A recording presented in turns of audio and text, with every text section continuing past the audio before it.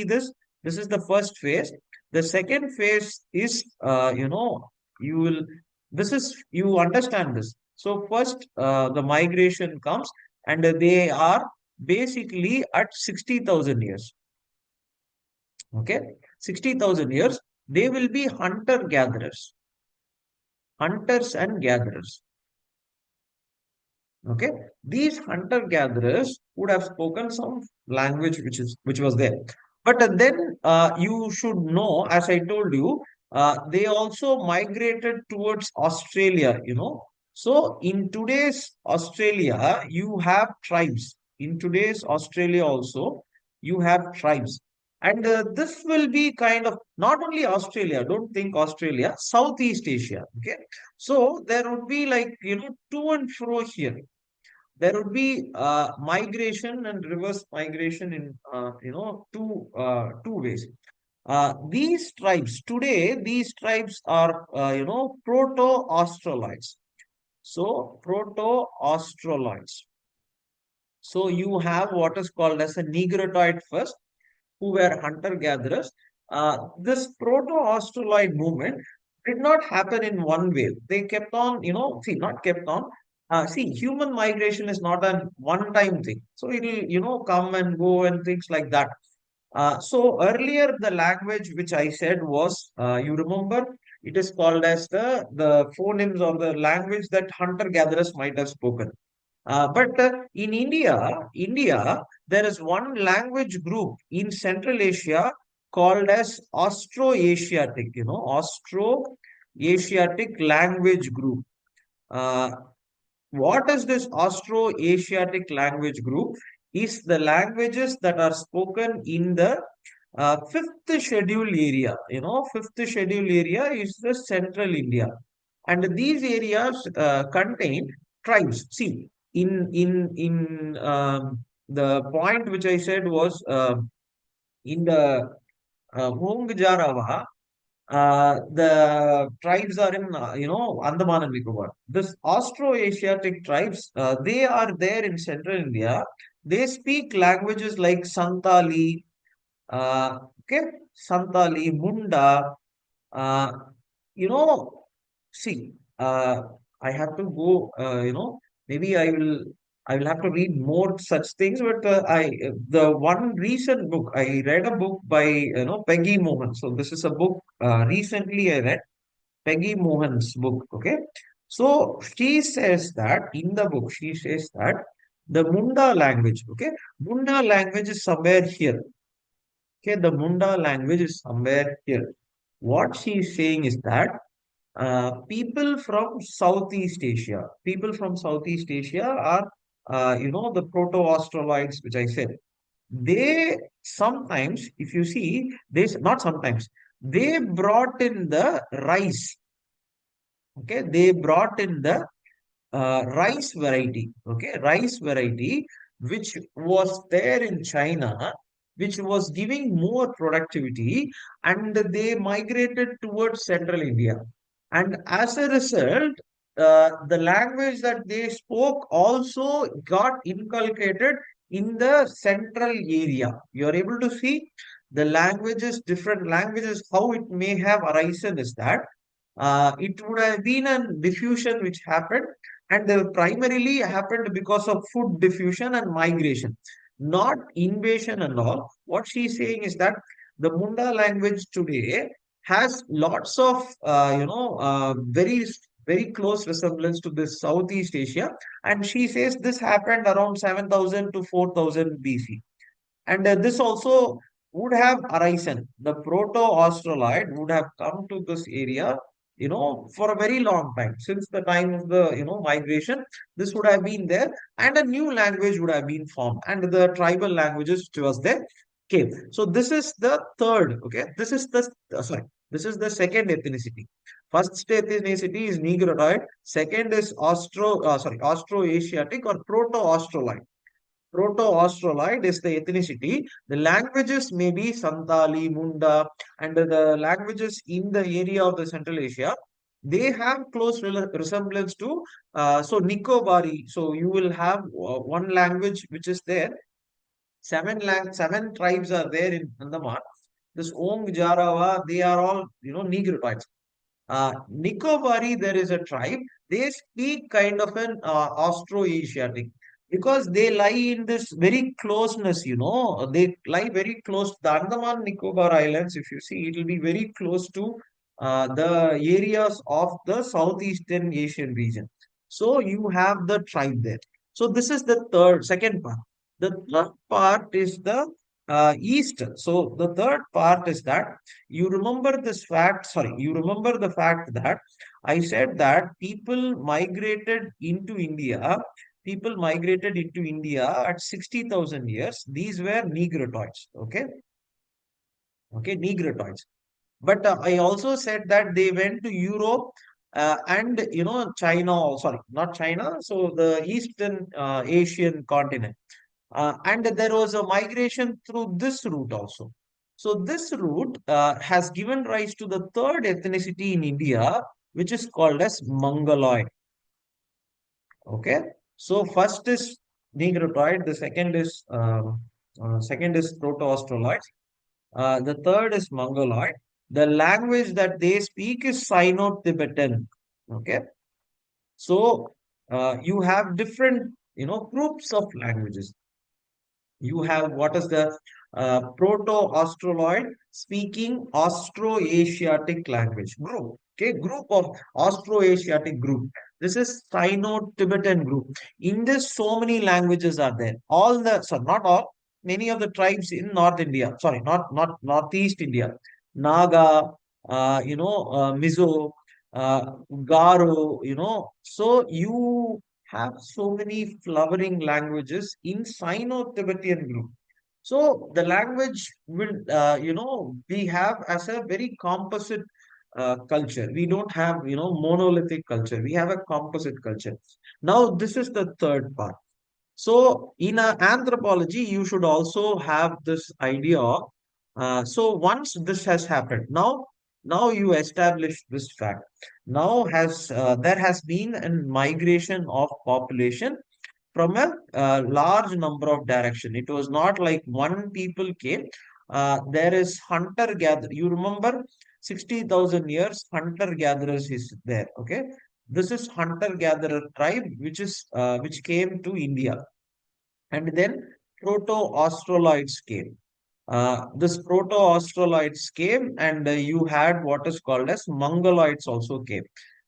You have this mixture. You have this kind of a mixture which is there in India. But what happens is that in this moment only, if you remember in Mesopotamia, okay, in the land between two rivers, in Mesopotamia, there started this agriculture. You remember, I would have spoke about this agriculture in the Neolithic times. You think about it. The rice. Okay. See, rice, Indian variety was already there, but the Proto-Australoid, especially Santali and other if you see in that region, the Southeast Asian rice also comes in because the origin of the predominant rice in the world is actually China. So you have what is called as the Manchurian region, not Manchurian, I think that there is a river, two rivers are there. In that region only you found out, the wild varieties of rice is there. But the wild varieties of wheat is there in Zagros mountain. You remember? So in the Zagros mountain only wheat and barley is there. So the migrations of people used to happen based on this only. If there is a drought, they will migrate. Or see, migration will be acceptable only, but predominantly it will be acceptable if you are giving some new technology. If you don't give anything new, why would there be an integration? So what you basically did was that you can actually, so agriculture, wheat and things like that, it came, and this was taken this way. See here. So this was taken this way. Already the three migrations I have said. Okay, already not three, but okay, many times, but predominantly an ethnic culture is being formed. But now, and they would have spoken, I do not know what language, they would have spoken the language, you know, I do not know, but what they predominantly say is that maybe the older hunting gathering languages which were there, okay, it would have been mixing and matching and things like that. Once this from the west, sorry, from the east, sorry, from the west only, from the west, people from Iran. So this is today's Iran or Zagros, because here is where this agriculture starts. These people come. They come and they integrate with the population which is there. Okay? They come and they integrate with the population which is there, hunters and gatherers. Correct? The earlier versions of the people who would have been there, they integrate with them. And these are what became called as Indus Valley civilization. So they would have come here, and especially you have a place, this I have already explained, Mehegra, Mehegra. You have evidences of people buried from coming from different times, and they have been buried here. And the migrations would not have been one way, opposite way also could have been there. But predominantly, what they say is that because you had the knowledge of wheat and wheat and barley, so you come inside, and this created what is called as the Indus Valley or people of Indus Valley civilization. So this is the language they say is Proto-Dravidian, or what they would have spoken is the language mixture, same as cultural mixture, same as ethnic mixture, would have arisen to what we today see. This today's Dravidian, so today's Dravidian language, okay, the language group of Telugu, Kannada, okay, Tulu, Tamil, and in one tribe language is Gondi, okay. These all are forming this concept of a Dravidian language group, which is there, and it is a language group and an ethnic group. Why meaning is that in this time they formed here, okay, kind of like a mixture which formed. And see how the evidences, you tell me the evidences means, yes, evidence is there. Evidence what they give is that, as I told you, phonemes, correct, phonemes or phonotics, this phonotics, words, uh, grammar, okay, words, grammar, everything they check. Okay, words, grammar, they check that. Today they check genetics. Okay, today they check genetics also, and they find out the similarities between that region and the Dravidian speaking language speaking regions of today. Because I said that the mixture would have happened, and the Dravidian languages, Proto-Dravidian language would have been formed. But that Proto-Dravidian language is not now spoken in the North India, right? It is spoken in South India. So what might have been the reason? This is what we have to investigate. And you have not see many languages. So you have Brahui. So this is a language which actually commonly quoted in many of the instances. This Brahui language is spoken in today's Baluchistan. So today they are being spoken. And Peggy Mohan, you can read that book also. In that I see she quotes this Brahui language which is spoken here. She talks about a language which is there in Gilgit Baltistan, and she compares these languages. She compares these languages with the Dravidian languages which is spoken in the South Indian area. And she comes up with a very similar, similar kind of way that existed at that time. It's a very nice comparison that not comparison, nice, nice way of evidences that she has presented. You can check. So I am fluent, not fluent. I know Tamil and Hindi and English. So, but the Brahmi language and all she speaks, not speaks, she quotes in the book. So, by that, they say that, okay, the Proto-Dravidian or the root of the Dravidian languages would have been spoken there because there can be no point. North Indian as Prague is given as Praga, not Prague. So Prague, no, Prague is given as North Dravidian. I do not know Prague. What is that language? Maybe I'll check that. But these languages. So now you see how many now three classification of ethnicity and again three classification of languages. You have Austro-Asiatic here. Brahui only, yes. Brahui is in Baluchistan. Okay, Austro-Asiatic language group. Okay, Sino-Tibetan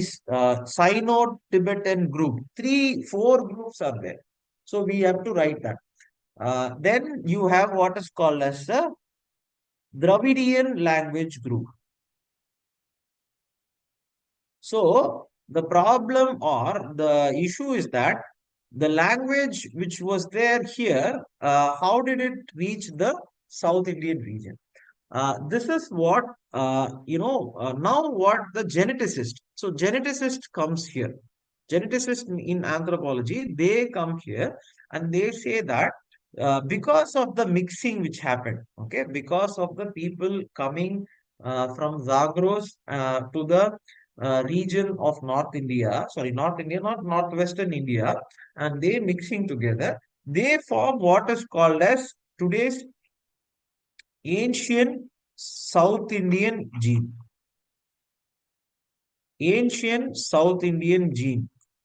Meaning what they say is that if we see the genetic composition of the population of South in India, it has Zagros or it has the genes of the Zagros and not Zagros. I'm saying the migration. Okay, I'm just using a crude word. But the migration, people migrated from there. That gene is there, not gene. What to say? A chromosome. So haplotype. So they'll say the haplotype.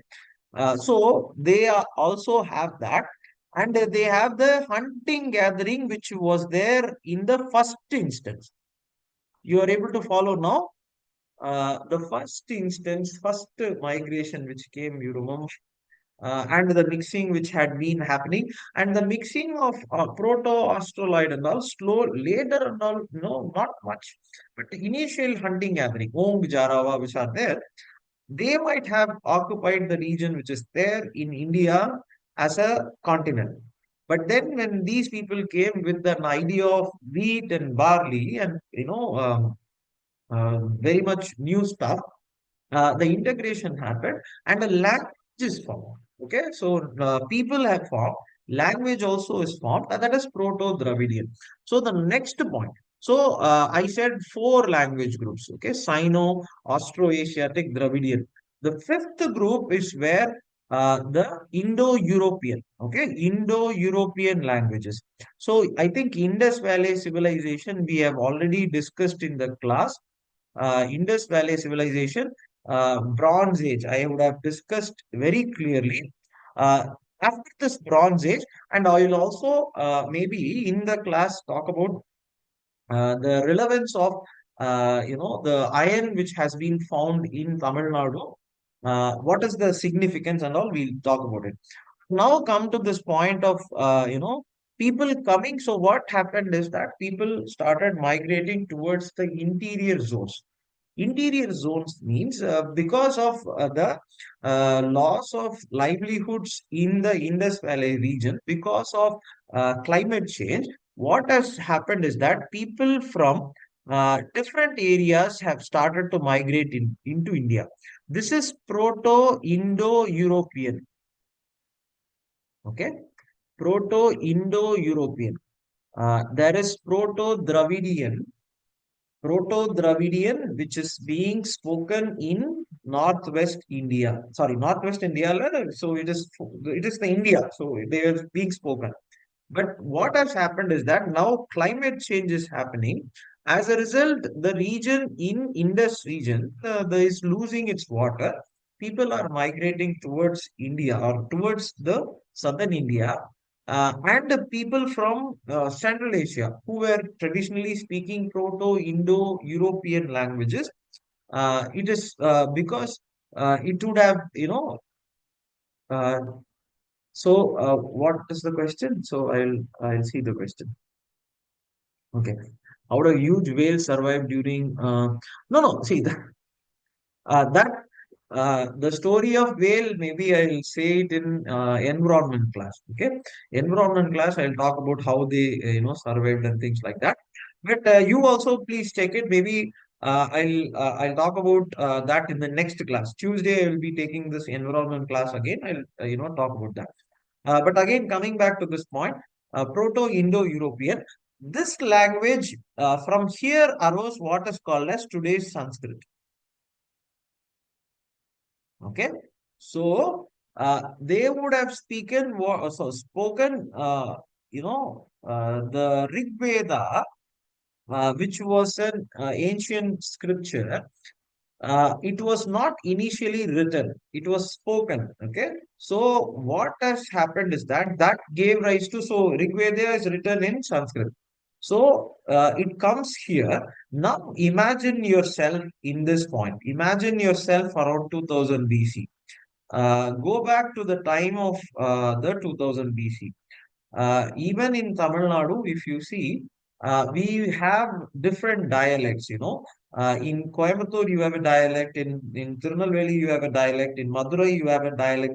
Same Tamil, okay, same Tamil has different dialects. The point, what I'm trying to say is that even in this age of communication, if we are, having different kinds of Tamils in different regions, the Proto-Dravidian languages which might have existed in India would have been different in different region. You think about it. It would have been a kind of not a monolithic Proto-Dravidian language. It would have been having its very peculiar flavor for each particular region. This would have been a base language. And what happens is that when Sanskrit comes, you understand it. When Sanskrit comes, they would have mixed with this, okay, they would have mixed with this Dravidian, okay, Proto-Dravidian languages or Proto-Dravidian language dialects, okay, Proto-Dravidian language dialects, which might have been there in India at the time of arrival of Proto-Indo-European languages. This is what gave rise to what is called as Prakrit. Okay, this is what is the meaning of Prakrit. Prakrit is not a language. Prakrit is different buffet of languages in North India. Prakrit is not a unique single language. Rather, it is a mix. So, how Peggy Mohan in her books talks about. So, you have a father language. So, what she says is that the book name is Father Language. Okay, Father Language, Motherland. This is the name of the book. You can also read that book. What she basically is saying is that father language. So father language is people who would have migrated from Central Asia, Sanskrit. So then they mix it with motherland. Motherland is Proto-Dravidian and Proto-Dravidian dialects. That gave rise to what is called as ancient North Indian gene. Okay, you are able to get this. There is ancient South Indian gene, ancient North Indian gene. Now This is the work of a geneticist. You have compared the languages and you are saying this kind of a thing means this ancient North Indian languages, yes, what they say is that the genetic composition is predominantly Central Asian descent or Central Asian lineages are there. In ancient South Indian thing, you have what is called as Zagros. I told you, right? Zagros, people coming from there, and the early hunter-gatherers. This is the language group which now speaks what is called as the Dravidian group of languages. So the Proto-Dravidian languages, what might have happened is that they might have come inside, they might have settled. So today's Kidadi, the investigation which is happening in Kidadi and other areas would have, arisen at that time, and they would have spoken Proto-Dravidian language mix which might have mixed with what they say is that which might have mixed with Sanskrit also. So the mixture would have been like Sanskrit being there and giving rise to the Prakrit languages. And this Prakrit languages, same, the Dravidian group of languages giving rise to the languages which are there in the south today. And these Prakrit languages, okay, so each region has a Prakrit, so each region would have mixed with different way in which they form the language. From here is where you start having the buffet of languages in North India. You have in Bihari, you will have Bhojpuri, okay, Bhojpuri will be there, Maithili is there, so you have what is called as Bengali, you have Punjabi, you have other languages. See, in North India there was North Braj Bhasha, there was Awadh Bhasha, okay, there was Marathi, there is okay, there is Marathi. So many. See, I'm leaving off many. This would have arisen. How? Sanskrit mixing with the local dialects which were there. The local dialects were Dravidian local dialects which were Proto-Dravidian, not Dravidian, Proto-Dravidian dialects. That might have given rise to okay, don't take Proto-Dravidian. The ancient languages which were spoken in the motherland of India would have had a structure. Okay, I told you in the beginning, phonetics, phoneme, and structure. Structure is the way that we speak a particular language. That dialect might have used the words and other things from Sanskrit, and the diffusion of syntaxes, grammar, so many mixing would have happened, and that would have given rise to Prakrit. Prakrit is what has given rise to the languages that is today present in the constitution for protection. And South India, we have what is called as languages which are spoken in the Tamil. So you have what is called as you will have Tamil, Telugu, you have Kannada, okay, you have Kannada, you have I think in the initial times I missed Malayalam, okay. So what has this is what is the language distribution of India, and each language has its peculiarity, but the language meaning is not like it's not like one way thing. Languages have mixed. Languages have been, always to. So, for one example, mixing that I can say is that, as I told you, the North Indian languages have been derived from Sanskrit. Sanskrit has this aspirated sound. Okay, Sanskrit, not Sanskrit, Hindi. Aspirated. The kha, tha, that has been taken in Tamil also. If you see, I think in Tamil, not much. It's a ka, okay, ka. So something like it's a mixing. It's a mixing that we keep doing. And this is the origin of languages. This is the origin of ethnicity. I hope I this is clear. Any doubts in this? We'll see the rest of the thing after the break. Any doubts in this? So if you like this video, please like, share and subscribe to Minds of Aspirant. You can send this video to anyone who is preparing for civil services and to your family members who want to know about civil services also. There is a Telegram channel, Minds of Aspirant official as well. You can click that link and join the group, and you can ask for whatever doubts that you have. And also you can click the bell icon so that you will get regular updates from Minds of Aspirant. Thank you. All the best.